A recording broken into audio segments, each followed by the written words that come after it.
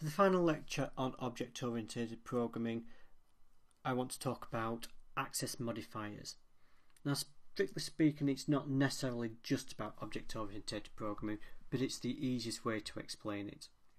Now, access modifiers define how you can get access to any particular class. The types you can have are public, internal, private, and protected. The most common one you'll use is public. If we take our customer class here, as a public class, when we call that class and that method, it means we can see both the method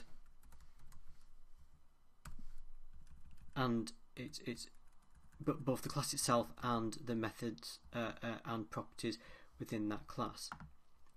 If we go into the customer ID, for example, and we change that to private,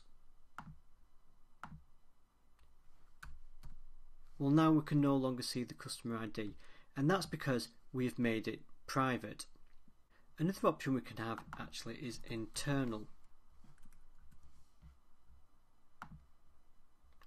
Now again, if we go to here, you'll see that we still cannot access that property, and the difference between private and internal is how they are accessed within the confines of a project or a solution. So for example, if we have it as private, it means we can access it within the same class. So we could have some method, and that would allow us to return the customer ID because it's in the, even though it's marked private, it's saying you can access it within the confines of the same class. We'll just change that to int so that we don't get the error. Now, if we were to create another class within this same project,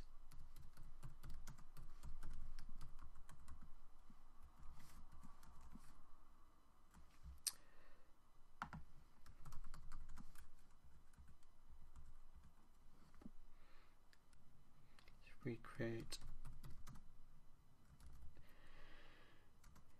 a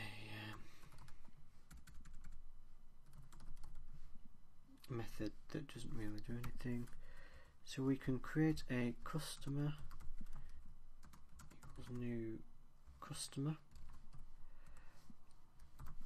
and you'll notice that we still cannot access the customer ID because it's set to private. If we change that to internal, you'll notice now that we can access the customer ID from another class within the same project. But if we go back to our program that's in a separate project, we still can't access it. So that's the difference between private, public, and internal. The final commonly used access modifier is the virtual keyword. If we just set these back to public just to show this example,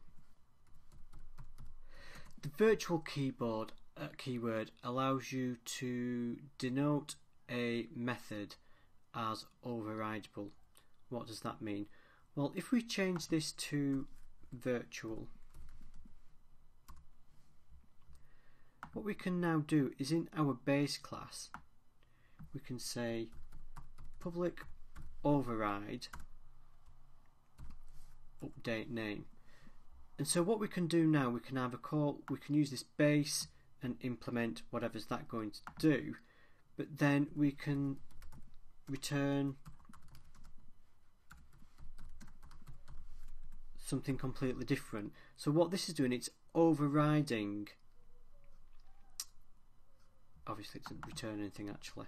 We can say name equals some of the value. So it's overriding this method. So it's saying when anybody ever calls the update name, instead of assigning new name to new name, we're just going to override it with our own value. Now if we take the virtual keyword out, keyword out, when we try to compile, it fails because it's saying it cannot be overridden. Again, put it back in and it allows us to do it. So the virtual keyword is just to allow you to implement this functionality.